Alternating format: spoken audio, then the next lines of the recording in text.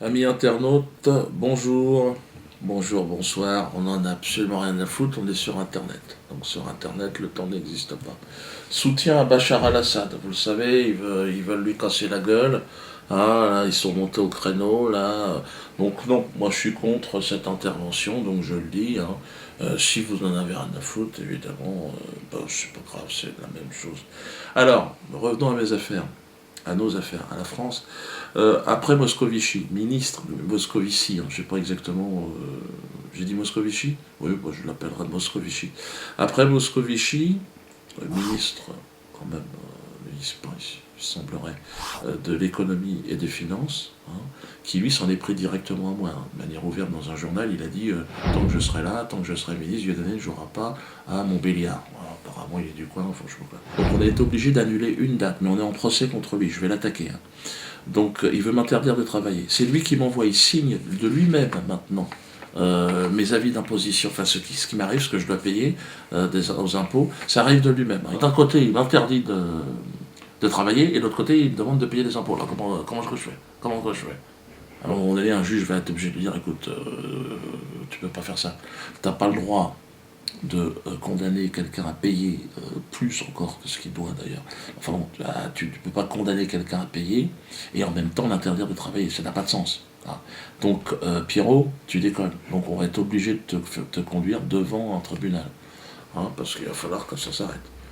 Ah, bon, tout ça dans la bonne humeur. C'est mieux que de te donner une fessée, parce que ce que tu mériterais, je le sais, c'est une petite fessée. Hein, une petite fessée comme ça, hop, on te retire le truc, tac, tac, tac, sur tes deux petites miquettes, et puis peut-être que tu vas réfléchir. Bref, Moscovici, vous l'avez compris, il m'en veut, mais au gouvernement, c'est pas le seul. On a Manuel Valls qui s'y met maintenant. Manuel Valls, l'actuel ministre de l'Intérieur. Il n'est certes sur la liste le 41e ministre de la Ve République, il va certainement dégager assez vite, on l'aura oublié comme les autres d'ailleurs. Si je vous demande de me citer un ministre de l'Intérieur sur les 41, de me donner, il y en a. Sarkozy, toutes les fois, t'en as un, Jox, tu te rappelles un truc, mais. Et encore, moi je m'intéresse, mais j'imagine, la France, je sais qu'il y a des gens qui ne le connaissent même pas. Mais bon, il semblerait qu'il soit ministre. Mais entre-temps, il nous emmerde. Et il me menace ouvertement. Hein. Moi et Alain Soral. D'ailleurs, Alain Soral et moi, d'ailleurs. Donc regardez, c'est affligeant. Et ce combat, il va continuer. Quand un journaliste, Frédéric Aziza, se voit insulté, calomnié, sali sur Internet par celui, M. Soral notamment, qui a inspiré l'extrême droite, qui trouve de bien curieuses liaisons avec d'autres, je pense à Dieudonné. Cela veut bien dire que le combat n'est pas terminé et que nous allons le poursuivre parce qu'il en va de la République, de la liberté de la presse et de la démocratie. Nous serions, selon cet homme, vous l'avez bien entendu, une menace, un danger pour la République. Moi, Dieudonné Mbala, un humoriste, un bouffon, et Alain Soral, un écrivain polémiste, bon, qui aime bien faire chier le monde. Elle est là, la République, elle est en sécurité avec une brêle pareille. Vous imaginez bien que ça n'a pas de sens. Hein. Bon, vous avez constaté en plus la mauvaise qualité de son jeu d'acteur. Très très très mauvais. On dirait un acteur de film porno. A relaxed ass is a happy ass. But if it's a tight and unrelaxed ass, it's an unhappy ass. Il manque cruellement de charisme, cet homme, du fait, à mon avis, d'une absence totale de conviction profonde. Il est détesté par la police, d'ailleurs, il y a des policiers qui viennent me voir, regardez les policiers qui font des quenelles. Bad boys, what you gonna do? What you gonna do when they come for you? Bad boys, bad boys. Je suis obligé de se cacher, je leur dis non, ne le faites pas, parce qu'il va vous gueuler. L'autre, il me dit on s'en a rien à foutre, de toute façon, c'est un connard. Ah, un enculé, j'ai dit non, parlez pas comme ça. Parlez pas comme ça. J'ai dit parlez pas comme ça, c'est quand même le ministre de l'Intérieur, c'est votre responsable. J'ai dit je veux pas rentrer là-dedans. Alors, même si lui m'injurie quelque part, mais c'est à la justice de décider. Donc cet homme ne sert que ses propres intérêts, vous l'avez vu. Hein, ça on le savait. Et d'ailleurs, s'il est là, c'est certainement, à mon avis, parce qu'il n'a aucune consistance et qu'il ne risque pas de faire de l'ombre à sa hiérarchie. Les fabricants de billets de banque, et puis la LICRA. Vous savez qu'il est convoqué régulièrement à la LICRA, c'est Alain Jakubowicz, le président de la LICRA. Cet homme, Jakubowicz, qui a menacé mes enfants dans un tribunal. Hein, Et devant témoins. Hein. De toute façon, tôt ou tard, cette affaire-là va exploser. Alain Jakubowicz, lors d'un procès devant des témoins, a menacé mes enfants. On sait où ils habitent, on va s'occuper d'eux. Voilà le type de raisonnement mafieux, si vous voulez, qui porte préjudice aux Français et à la France et à la République. Hein. Porte plainte contre Jakubowicz pour ça. Parce que là, en ce moment, il y a beaucoup d'avocats qui viennent me voir. On aimerait vous rendre service. Je dis, bon, j'ai des affaires à vous proposer. Signez la pétition pour dissoudre la LICRA, je vous le demande. Parce que lorsque nous en aurons fini avec ce chef de la mafia, qui est Alain Jakubowicz, l'air sera beaucoup plus respirable. Donc voilà la pétition, signez-la surtout. Nous sommes près de 30 000. C'est énorme, c'est colossal. Sachez que là, nous mettons le doigt sur quelque chose qui va forcément créer des réactions. Doucement, doucement, on avance. Hein. Alors, pour revenir à Manuel Valls, il a quand même une capacité de nuisance importante. Hein. Même si elle est limitée dans le temps, il est là que pour quelques années, il va certainement disparaître, certainement dégagé avec l'eau du bain, comme on dit, hein, pour ne pas dire l'eau des chiottes.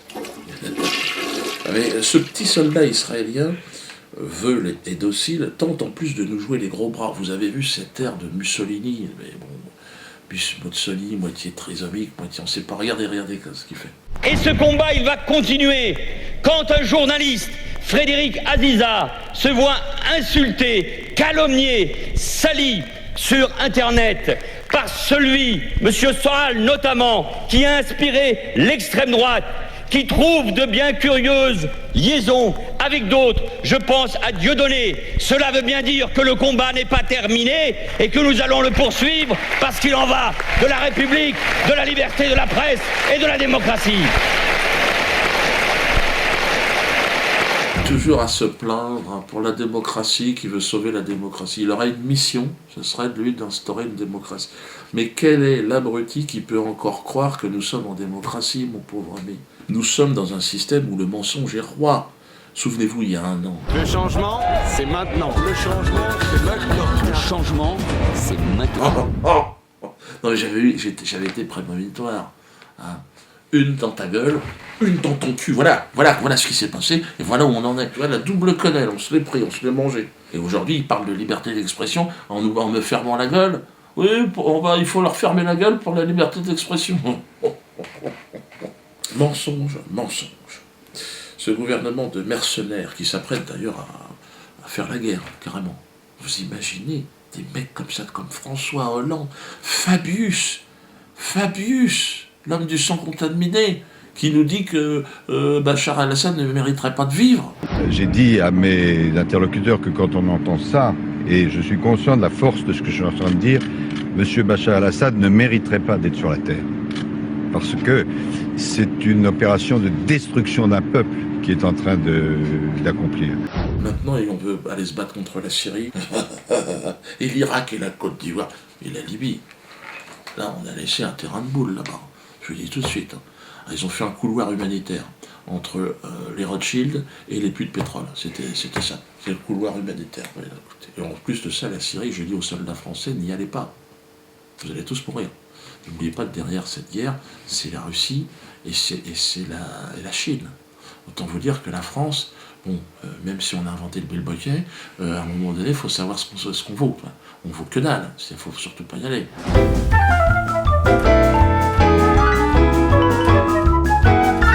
On prend pour des cons. On vous envoie vous faire buter, vous revenez égorgé dans des boîtes en bois.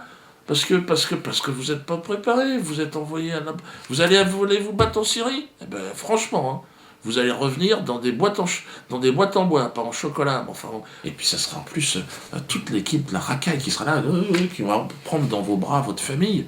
Oh putain! Franchement, t'imagines toi, tu crèves et tu te dis, putain, il va y avoir Moscovici qui va prendre ma... En plus, t'as vu qu'il aime les gamines, l'autre. Hein.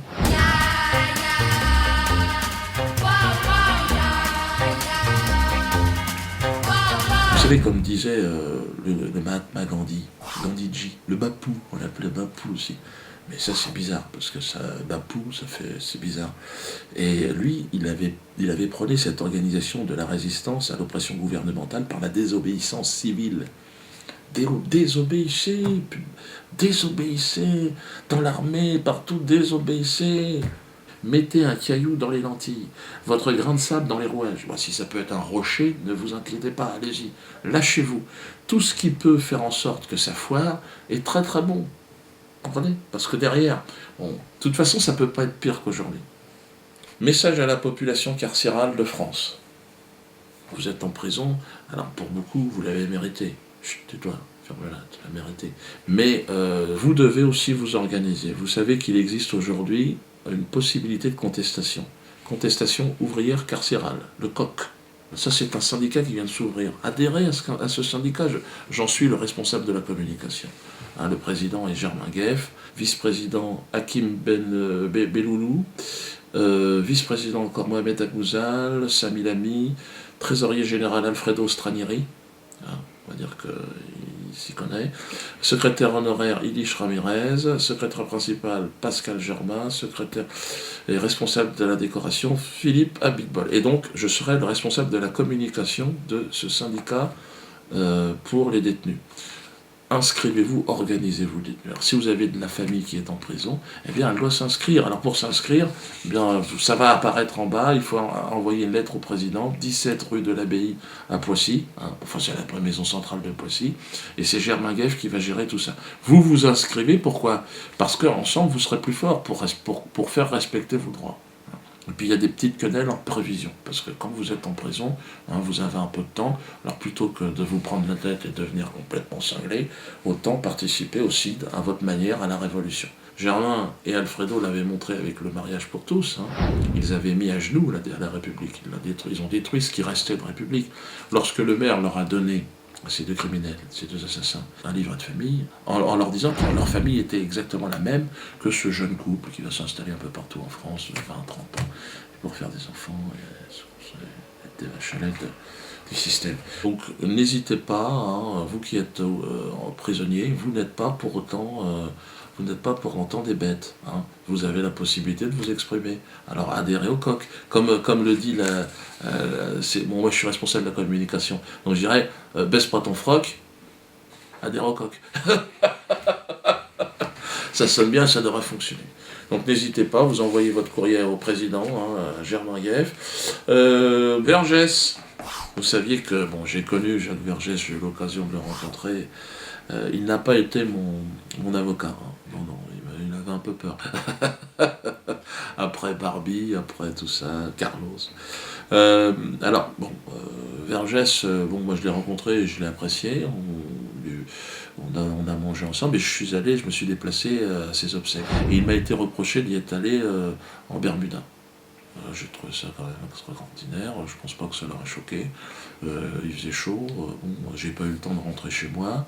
C'est Ondelat. Alors lui, il a fait toute sa carrière en essayant d'aller gratter chez les criminels et machin. L'autre, il a essayé de discuter de ça, puis de faire un billet, il te donne des leçons de morale. Comme quoi, ça lui plaît pas que je me balade en Bermuda. Mais je t'emmerde, Ondelat, si je veux. Et j'irai à tes obsèques en string. Sache-le, je t'emmerde. Non mais enfin. L'autre, à chaque fois qu'il y a une affaire criminelle, l'autre il se frotte les mains. Ouais, super, on a buté des gosses. Ils les ont violés, en plus c'est cramé, on va faire une belle émission. Et l'autre il me donne des leçons de morale parce que je me balade en Bermuda. Non mais tu te prends pour qui, toi ?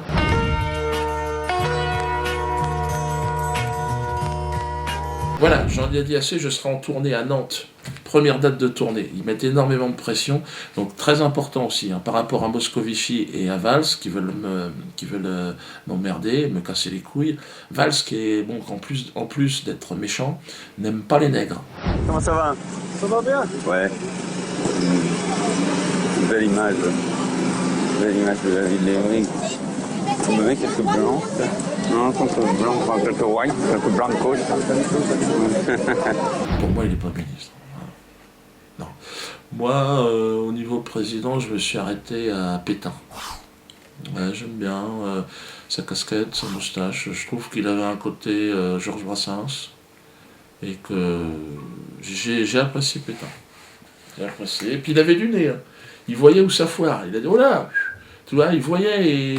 Et si on se remémore bien ce qu'il a dit, je pense qu'on se sortirait peut-être de la merde. On récupérerait peut-être le triple A.